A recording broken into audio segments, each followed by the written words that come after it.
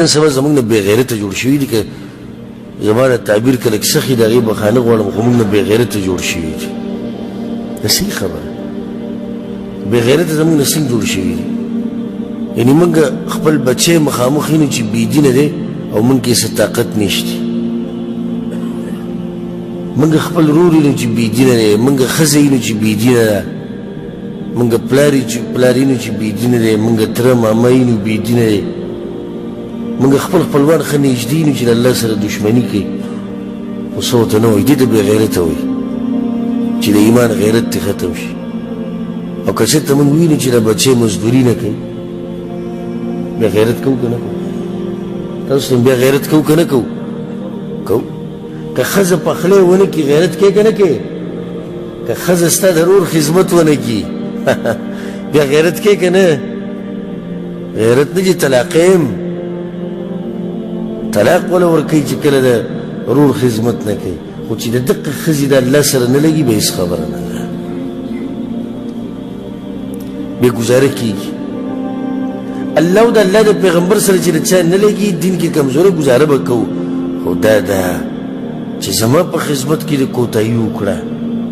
او بچي یې مالې دې پیسې رانه وړې او وروره مزدوري دې نه کوله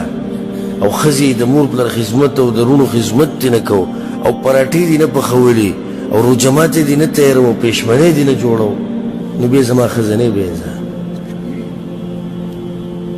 ښه صحیح د روجمات خو هغه تیاری پېشمنۍ هم تیاری خو دا دی چې د ماښام لمونځ دا ښځه نه کوي او نه د سحر لمونځ کوي او نه تراویح کوي بس الله دې پوه کړي څه ورته ووایي اوس دا ما تاسو ته حقیقت ووایي زمونږ غیرتونه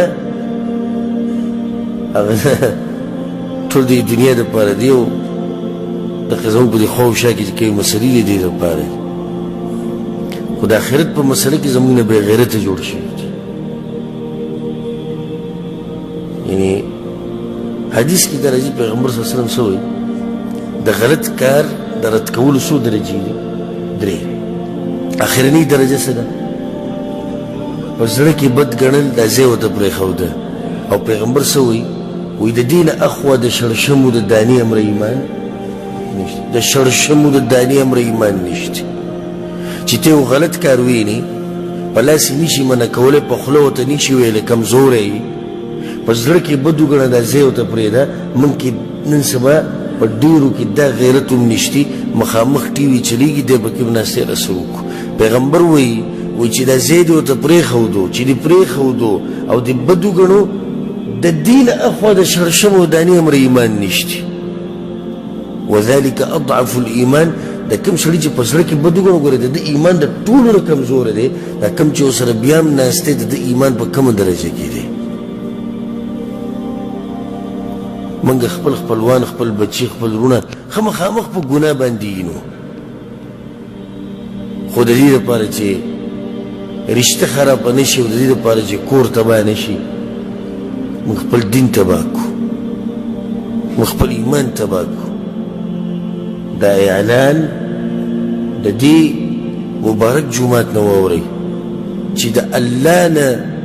د الله سره چې زموږ څومره محبت دی دومره ورب الکعبه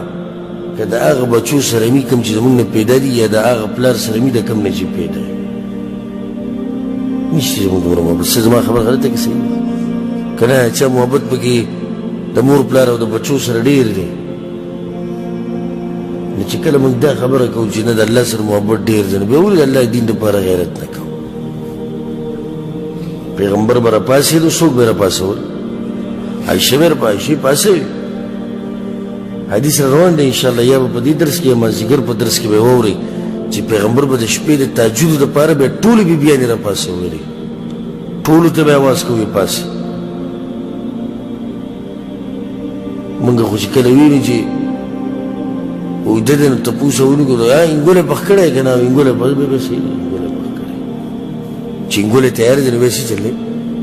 نو بیا صحیح دی بیا ویده شي نو بیا خپل کار کړی دی ښه لمونځ د ماسخوتن یې نه دی کړی لکه تهجد دا